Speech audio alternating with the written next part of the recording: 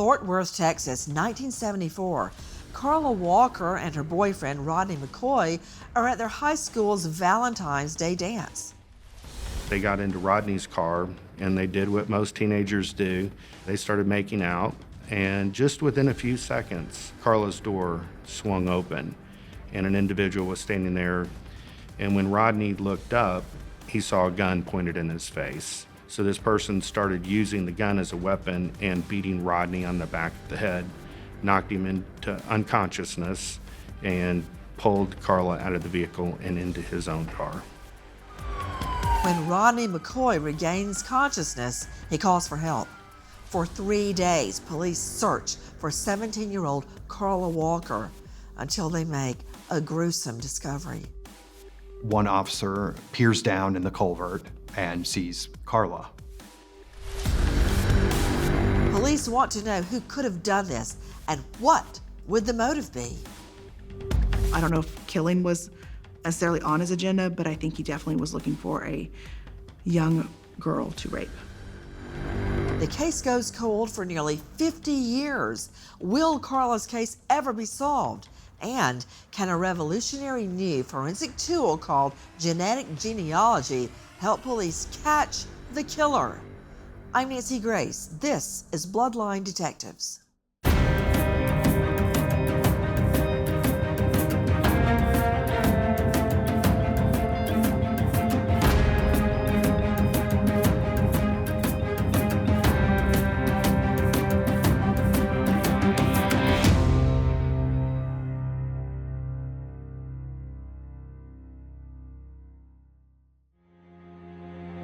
Fort Worth, Texas, 40 miles west of Dallas. It's a big city today, but not in 1974. West side of Fort Worth was safe, family-oriented, lots of stuff to do. Our neighbors were not only neighbors, but family friends. I went to the same high school that Carla went to, which was maybe half a mile from my house. It was a good neighborhood growing up. Carla Walker, she was a junior in high school. She was on the pep squad team. And her boyfriend, Rodney McCoy, he was a senior and he was the high school quarterback. So they really were your quintessential all-American couple. They were attending a Valentine's dance Saturday, February 16th, 1974. My dad, as he always did, said, "Be safe," and out they went. They arrived at their school sometime around 9:30, participated in the dance, and then they decided to leave with some friends to go cruising. And they did for a little while, but this couple needed to be back because the young lady had a curfew. So they dropped them off at the school. And this is somewhere between 11:30 and midnight. And Carla and Rodney decided to go driving around again, and Carla was hungry, so they stopped to buy a Taco Bell. And she told Rodney that she needed to use the restroom. And so they made that fateful trip to the Ridgely bowling alley. She went in, she used the restroom, and when they came out, they got into Rodney's car. She slid across the seat, leaned up against the door, and they did what most teenagers do. They started making out. And all of a sudden, the door flew open. Carla's door swung open, and an individual was standing there grabbing her as she was kind of falling out of the car. And when Rodney looked up, he saw a gun pointed in his face. And this individual pulled the trigger, and fortunately the gun did not fire. So this person started using the gun as a weapon and beating Rodney on the back of the head. And he didn't know what had happened to him in that moment, but he knew his head was bleeding. He was bleeding all over himself and Carla. As he grabbed Carla's arm and pulled her out, Rodney remembers the man saying, "You're going with me, aren't you, sweetie?" The last thing Rodney remembers is Carla getting out and saying, I'll go with you, just stop hitting him." And then she turned to Rodney and said, "Go get Dad." Then Rodney passed out. Rodney woke up just shortly after being hit on the head. And when he looked up, he looked around, he couldn't see Carla anywhere. And so Rodney starts his car and takes off for the Walker family's home, which is about 3 minutes from the bowling alley. I remember that as if it happened 5 minutes ago. I heard Rodney screaming, Mr. Walker, help me. Help me, they've got her, they're gonna hurt her bad, I know they are, help me. And then pounding on the front door. And the family comes to the door and they see Rodney standing there with blood dripping down his face and bloody hair and blood all over his shirt. He's panicked. He's saying, they've got her, you need to do something. And at that point, Mr. Walker grabbed his own gun and headed to the parking lot of the bowling alley to see what he could find. Mrs. Walker called the police department at 1:45 that morning. They talked to Rodney, they examine his injuries on his head, they get his statement, and then they take him to the hospital so that he could get stitched up. We had teams coming from all over. I know that City of Fort Worth, Tarrant County Sheriff's Department, the FBI, the Texas Rangers showed up the next day. The search was on. Police race against time. Can they find Carla Walker alive? Almost a year to the day, a girl by the name of Becky Martin had gone missing from the Tarrant County College parking lot in a way that seemed to resemble Carla's disappearance. She was going to a parking lot and she was yanked from a car and disappeared. And her body was not found for many months. But when it was found in a culvert. Under the idea of what if they are related, they started checking culverts. Called a cattle culvert, and it's a well-developed concrete structure. It is tall enough for a man to stand up inside of. 2 Fort Worth Police Department officers were driving down Pearl Ranch Road, just near Benbrook Lake, and they were getting out and they were checking all the culverts to see if they could find Carla's body. And about 6:35 p.m. on the 20th of February, they saw a body laying in the culvert, and they knew that they had found Carla. The discovery of Carla Walker's body changes the investigation from a missing persons to a murder inquiry. Fort Worth police head to the Walker family home to tell her parents the terrible news, but a local reporter gets there first. A lady from the local newspaper, Fort Worth Star-Telegram, she just kind of pushed her way up to the front door and looked at my parents and said, Mr. and Mrs. Walker, what are your feelings? What do you think, now that they found your daughter's body? Police department hadn't informed my parents. And I remember when she said that, she was quickly escorted off of our property by some gentlemen and encouraged not to come back. I remember both my parents turning and looking straight. Like, my dad had really beautiful, piercing blue eyes. And I remember that's the first time I ever saw his eyes swell up with water, tears. Not too long after that event with the reporter, Fort Worth and Sheriff's Department showed up to inform my parents of the discovery of Carla's body. And I could tell my mom, she wanted to collapse. But she was very strong. The Fort Worth community shocked by the news of Carla Walker's brutal rape and murder. Police try to act as quickly as they can to catch the killer. Carla Walker's boyfriend, Rodney McCoy, tells police he's knocked unconscious when Carla is kidnapped, but police are not impressed with his story. He quickly becomes the #1 person of interest.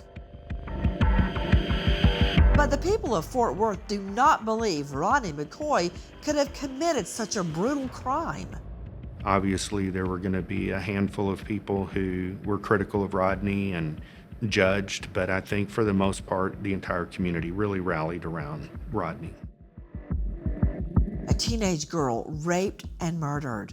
Her boyfriend, the obvious suspect. But as we see next on Bloodline Detectives, things are not always as they seem.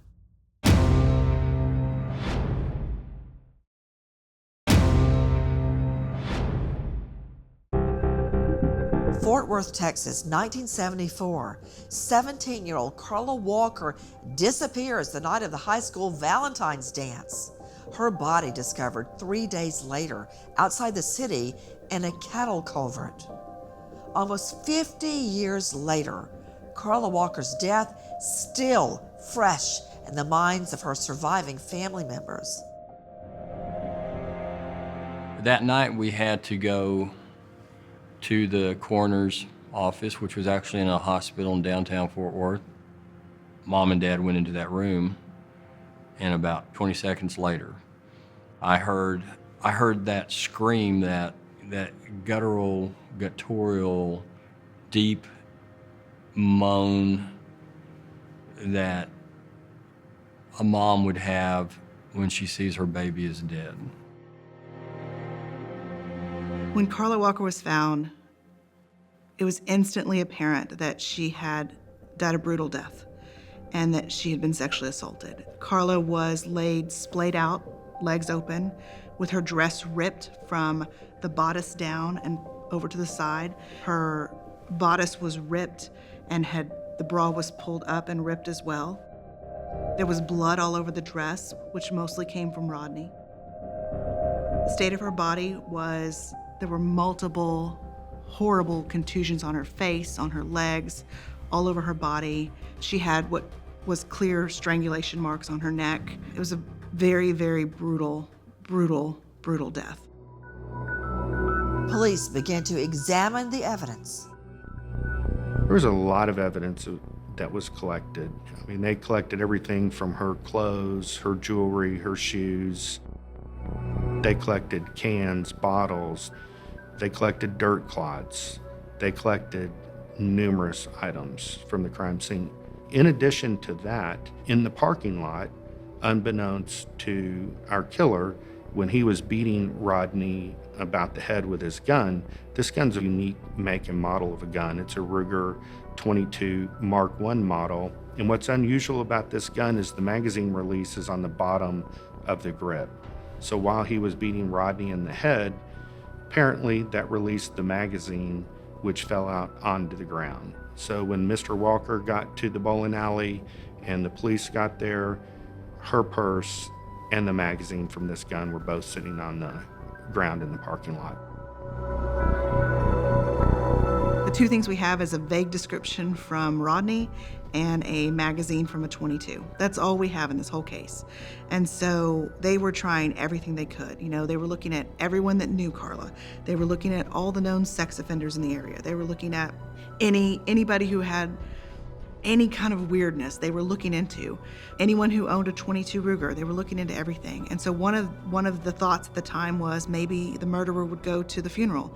And so the police actually set up a situation where everybody who came to the funeral had to walk by the body because they wanted to film their reaction. And so they sat there and watched and took pictures of every single person as they filed past the body.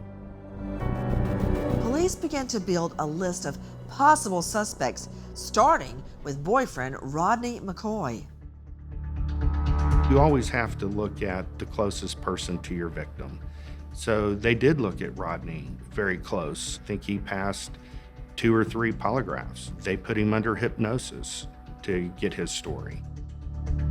While police strongly suspect Rodney McCoy, Carla's family is convinced he's innocent. I knew that Rodney was being talked to a whole lot by law enforcement, and Rodney was always kind of quiet.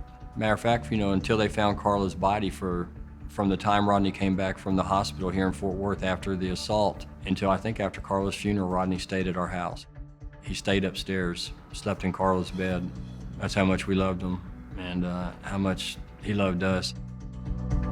It starts to become pretty clear that to original detectives that Rodney did not do this.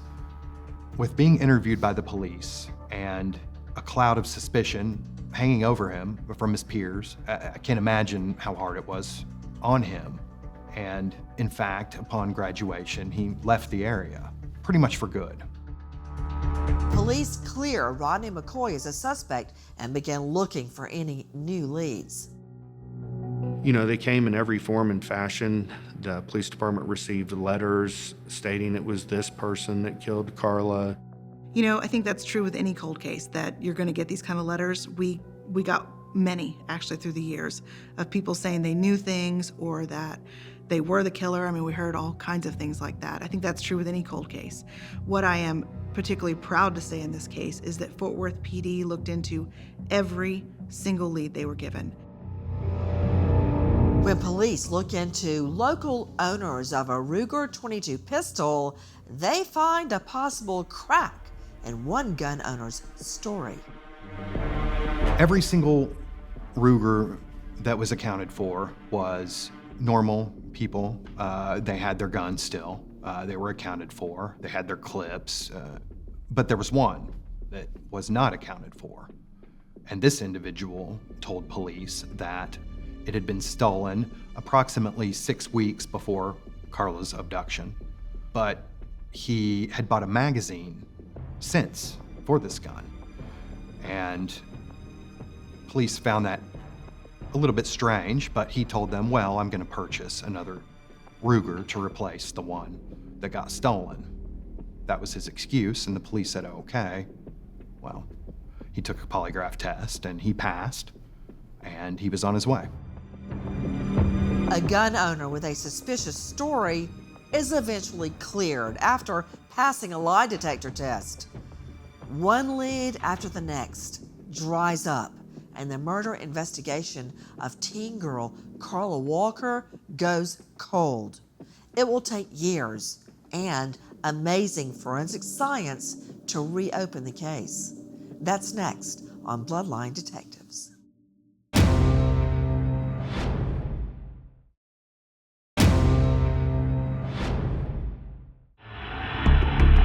Fort Worth, Texas, 1974.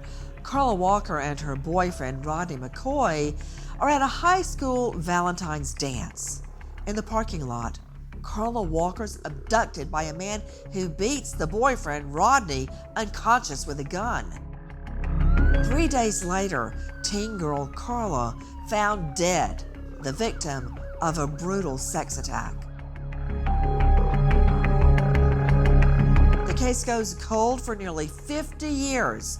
Fast forward 2020, Detective Jeff Bennett and his team reopen the case, hoping to find the teen's killer once and for all. Started from the very beginning, going through the original police reports, the original crime scene photos, and then looking at all the people that had been interviewed from the very beginning. So trying to determine if people were excluded, why were they excluded? And was that a good enough reason for them to still be excluded today? We have new technology, new developments. There were a number of people who were excluded purely based on the fact that they passed a polygraph. When I was going back through the files, put this individual back on the suspect list and ended up with having 83 people on our suspect list. The first thing investigators want to do is obtain a crucial DNA sample from Carla's clothing. If they can get that sample, they'll be able to enter it into the National DNA database called CODIS. We looked at what was there: Carla's dress, her panties, her bra, Rodney's shirt. There were just a number of items that we still had that had been preserved all these years. We did some more testing, and we realized we actually had a semen stain on the back of the dress that did have a male profile that was not Rodney. That was really the biggest tipping point. So we send the bra to SERI, Serological Research Institute in California, and we send a couple of items off to SERI to have tested, including the dress. And SERI was able to develop a full DNA profile off of the bra, which was then uploaded into CODIS.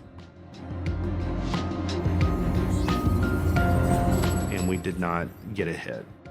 The cold case team's frustrated and worried this 50-year-old murder may never be solved. First off, it was a surprise. Everyone thought, well, if we can just find something that can go into CODIS, we will solve this. And also, it was just heartbreaking. Since there are no matches from the CODIS National Database, detectives decide to use another and newer forensic technique. The same one that cracked the infamous Golden State Killer case. It's called genetic genealogy. And they were unable to develop a profile sufficient enough for them to work the genetic genealogy. So it was at that point that we were pretty devastated, felt like we'd hit a brick wall. Jeff Bennett was pretty frustrated, and he reached out to Paul Holes, who had done a television show for them, and said, look, we have a little bit of DNA left. Is there anywhere we can send this? And he told me about David Middleman and Othram, and he said they had been in contact with him, that they told him that they were bringing new technology into forensics, whole genome sequencing, and that they were able to work with very small amounts of DNA as long as it was not degraded and it was good quality. Othram is the first and only lab in the world that is purpose-built to use advanced genomics for forensics. So all we do is identify perpetrators or victims from evidence found at a crime scene. I've been doing DNA for 20 plus years. I met David, who is the CEO of the company, but also my husband, at Baylor College of Medicine 20 plus years ago. Question is, what's been done on this case? What didn't work? Why didn't it work? Is there an opportunity for our technology to help? We have really great technology, but not every case is a perfect fit for this technology. You cannot examine DNA without consuming it, without destroying it. It's a destructive process. You try to use as little as possible, but it's a destructive process. So we don't want to touch any more than we have to unless we know we can bring value. Genome sequencing is a reaction that's done in the lab that allows you to look at the makeup of your DNA, or the DNA that was found in the evidence. Jeff Bennett and Leah Wagner actually came out in person. They drove down, spent several hours at the lab, toured the facility. They were understandably a little bit cautious because they had just been through this experience and had a negative outcome. It was a high quality lab. They had all of their chain of custody protocols in place, and we were very comfortable with Othram. So we had that DNA shipped off to him. They sent us this final remaining quantity of DNA, and it's the last of the DNA. There's really nothing else there. So a little bit of pressure because we didn't want to, of course, let the agency down, the family down, and then also let Paul Holes down after we had told him to give us a chance. When we received it, it was an extract already. And we were able to take that extract, do RQC analysis on it, be able to figure out what was in the extract, make it look as single source and fresh as you possibly could so that you can get one of the best sequencing profiles. They take our DNA sample and they try to figure out who in the world through Ancestry DNA is the most like you. And so they take the whole genome and they look at it and they look for similarities because that goes to show relationships. And they try to get as close as they can to a relationship that involves you. The way I like to think about it is when we do normal genetic genealogy, we are the tree and we're looking for the branches. But when we're doing this, we have the branches and we're looking for the tree.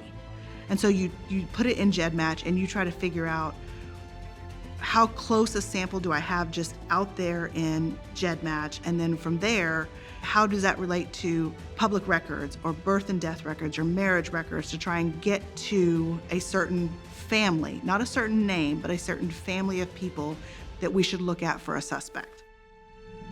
The quantity was actually pretty decent. It's low quantity, low quality for a typical process, but for Othram, it was on the higher end of things we had seen. So we were very fortunate. It was like 5 weeks later, the profile comes off the machine. My lab director's looking at it. We take a look and we're looking at some of the information that we got from it. And it was July 4th is when this happened on a Saturday. We were like, I think we have an answer already. And so we wanted to pass the initial information back to Jeff Bennett. They made this discovery, they worked all night, and they realized, oh my gosh, we have a family that has men in their family that would be about the right age that live in Fort Worth, which is just, it's literally what we've been waiting almost 50 years for. And so they wait as long as they can to call Detective Bennett. When I see his name on my phone, I know at that point that he has an answer for me. And I felt like it was going to be good news or else he wouldn't be calling on a holiday. And we start walking through the tree, and what we do is we like to talk about kind of the families, and then we get to the possible parents, and then if the parents had a number of children. So we're beginning to narrow in there. But we got, I think, to the family and to the surname, and he cut us off and he said, wait a second, I know the surname. And he told me McCurley, and I recognized that name immediately. In fact, I told David, I said, I think that individual's like number 22 on my suspect list. Let me grab my binder. Othram thinks they're going to give him this name, and Detective Bennett will be like, great, let me get to work on that, I'll call you back. But instead, he goes, wait a minute, hold on, because it was a name that Detective Bennett knew from the file. Which first off goes to show you how well Detective Bennett knew the file, because that file had hundreds, if not thousands, of suspects in it and people who'd been interviewed. And Detective Bennett remembered there had been a man with that last name interviewed in 1974. I told him, is it Glenn Samuel McCurley? And David says, well, we're down to Glenn Samuel McCurley, but the problem is he died in 1972 and your offense is 1974. And I asked him, I said, did he have a junior? Did they have a son that was Glenn Samuel McCurley Jr.? And they said, bingo, we have a Glenn Samuel McCurley Jr. And he had two brothers, and Glenn was the only one living in Fort Worth at the time. The other two brothers, one was living in the Northwest and one was in the military overseas. There was a gentleman with a surname that had actually come up earlier in the investigation, back when Carla's body was found. He had owned at some point a weapon that resembled the remains of a weapon that was left at the scene. Because he had this kind of a serendipitous moment in which he already had information on someone that was under consideration, he took that lead and ran with it. When Detective Bennett first opened this case in 2019, one of the first things he did was go through and just make a list of people that he thought, from the file alone, maybe weren't completely cleared. And number 22 on his list was Glenn Samuel McCurley. 50 years after Carla Walker's sex assault and murder, investigators finally have a prime suspect and a name to go with it. Glenn Samuel McCurley. But now they've got to find him. That's next on Bloodline Detectives.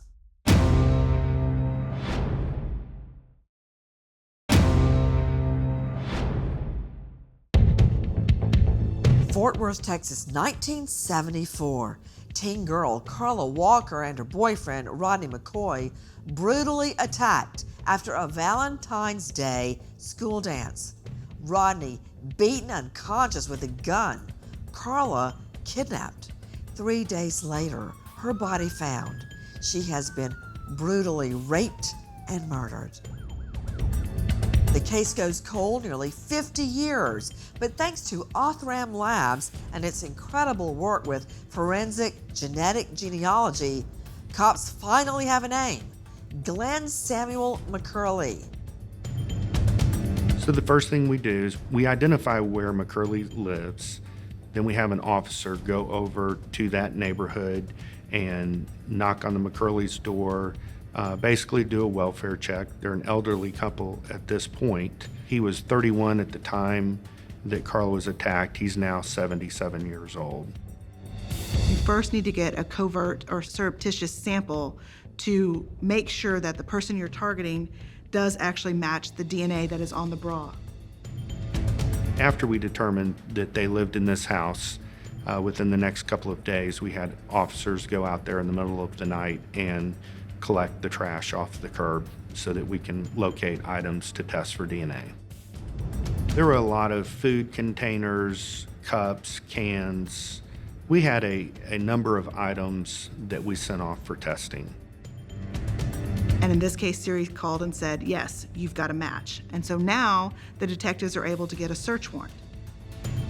We elected to interview him in his living room, and Mrs. McCurley was present during the interview. More times you can get a suspect talking, the better. And when they don't know that they're a suspect, even better, right? And so they want to come in and start doing a consensual interview. And the McCurleys were absolutely welcoming. Come on in, have a seat, let's chat. Okay, so like I said, my name is Detective Wagner. I'm from Fort Worth PD, And this is Detective Bennett, who's also from Fort Worth PD. And we are here with Mr. Can you state your full name, please? Glenn McCurley. At some point, Mr. McCurley starts not being quite as forthcoming, but his wife continues to be. So I asked Mr. McCurley what he was doing the week that Carla was abducted. And he said, well, my wife doesn't drive, and so I was probably driving her to work and back and forth, and we were always together. And Mrs. McCurley very clearly remembered that she was out of town that week, that her father was having surgery, and reminded Glenn that she wasn't in town. She was in West Texas visiting her family. Well, I was with her part of the time because she was down here to. No, I'd gone to Midland. My daddy, my parents still lived in Midland, and I thought it's when you went to school down here. My daddy had surgery, and I went with my sister. And All of that is just on the tape, which is just gold because there goes an alibi, right? Like it's out there that he is alone that weekend. In order for us to eliminate you, the quickest way to do that is to get your DNA. Is that something that you would be okay with? Because we've asked for DNA for every guy that we've talked to. We've talked to probably about 15 of them that. Well, I think they've already gone through all that. Yeah. Before, and they had me down there. Did they ever ask you for your DNA before? they didn't even do that back then. That's right. That's right. No, you know what? It didn't happen until the 80s. Detective Wagner asked him if it would be okay if we got a buccal swab from him to obtain his DNA. And he told us that, they did that back in 1974 when they talked to me the first time. And Mrs. McCurley made it clear to him that no, they didn't, because they didn't have DNA in 1974, honey. And I guess he felt somewhat obligated to give us his buccal swab after that. That comes back in about 6 days. And that buccal swab is a match to the straw and the bra. So we got an arrest warrant written and signed that day by a judge, and Mr. McCurley was arrested on September 21st, 2020. At that point, I have to be honest with you. I was just thanking God because we now knew who he was.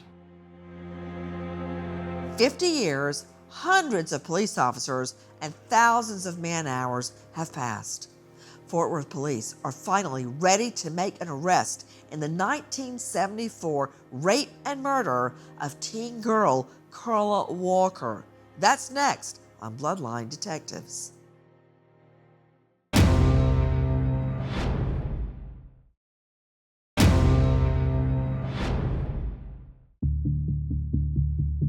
Fort Worth, Texas, 2020.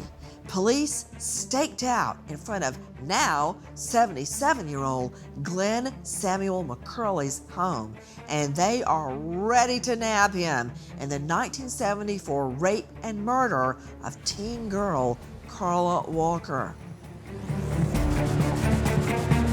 So we have a fugitive unit, and they went to the McCurley's residence, and they placed Glenn under arrest for capital murder and brought him back to our office where we interrogated him. They needed to get some information from him. And when they first bring him into the interview, McCurley is very much denying knowing anything, even though a week before he had spoken with them and admitted he knew who Carla Walker was. He remembers lots of details. All of a sudden, when they're in this interview room and he's under arrest for her murder, he's claiming he doesn't even know who she is. Mr. McCurley? Hi, do you remember us? I do. Okay, I'm Detective Wagner, and this is Detective Bennett, and we are here to discuss the murder of this young lady. Do you recognize this picture? I don't know who she is. Okay. Which is a lie. We know he knew her. Besides the fact he had been interviewed multiple times now at this point, his own children went to the same high school as Carla, and there was a big memorial for Carla that you had to walk across to even go into the school. Like, even if he was not involved in this case, he would have known who Carla Walker was. Mr. McCurley, can you look at that picture and just tell us for sure that you do not know who she is? You've not had any contact with her? I've never seen her before. I don't know who she is.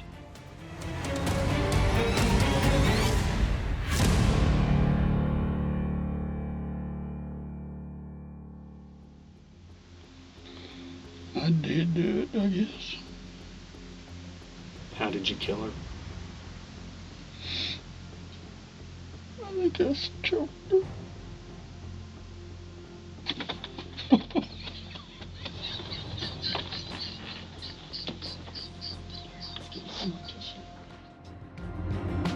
It was an exciting moment, but it was still a sad moment. You know, we felt very strongly that his family, that they were victims too in this. Under intense questioning, Glenn Samuel McCurley confirms most of the facts about Carla Walker's last night alive, but still, there's one piece of the puzzle missing.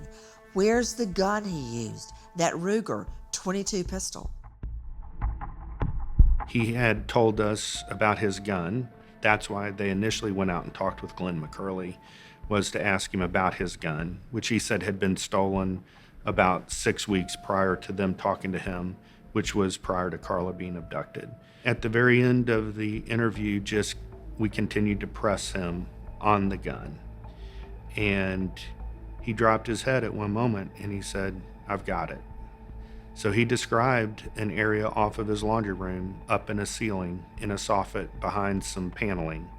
He described the exact location. At a pretrial hearing, something truly remarkable happens in the courtroom, something that may restore faith in mankind. Out of the corner of my eye, I saw Jim Walker starting to cross across the courtroom. And I remember turning to my investigator, like, "You need to go get him. Like, this is about to be bad," because that is my experience in the courtrooms. And I look over and I see him lean in and speak to McCurley's son. What I saw was a man who was a victim in a different way. His dad had victimized his own family, and God just put on my heart to show compassion, love. And then I see them embracing. And then I just stood there, like, what is happening? That show of grace that I can't even begin to understand myself. And I get emotional even thinking about it, because the reality is, you don't see this in court, moments of beautiful humanity. But on this day I did. Glenn Samuel McCurley finally admits his guilt after 47 years.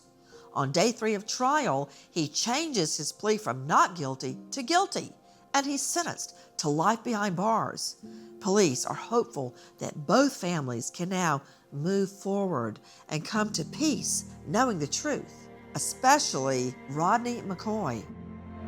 Rodney is he's a victim. Rodney is a survivor. Rodney is good. He's kind. He would have given his life for Carla without hesitation. If I could say the one biggest regret I have about this case is that I never got to know the Walkers. And I know through their children the legacy of love and of dedication and of devotion. But I would like to have been able to tell them that we solved the case. This case will stay with me for the rest of my life, and I've developed a lifelong friend in Jim Walker. The Bloodline Detectives also reflect on how critical genetic genealogy is to solving this case. I think genetic genealogy is the future of police investigations in real time eventually, as a matter of fact. David Middleman and Othram, they're doing incredible things with DNA, and we look forward to working with Othram on many, many more cases going forward. Carla's case has been resolved, but there's so much more work to do, and I think that's the reason God brought me into alignment and relationship with Detective Wagner, Detective Bennett, and David and Kristen Middleman. Resolution in Carla's case is good, but we've got a lot of work to do, and we're gonna work to help a lot of other Carla Walker families. Finally, Carla Walker's case is solved thanks to the incredible science of genetic genealogy. You know, the more people whose DNA becomes available, the more crimes like Carla's case can be solved. But Carla Walker's case is about more than science. It is about the sheer will of hundreds of people who work to bring a resolution to the victims' families. It's also a lesson about forgiveness when the family of a victim actually comforts the family of a killer. I'm Nancy Grace. Thank you for joining us on this incredible episode of Bloodline Detectives.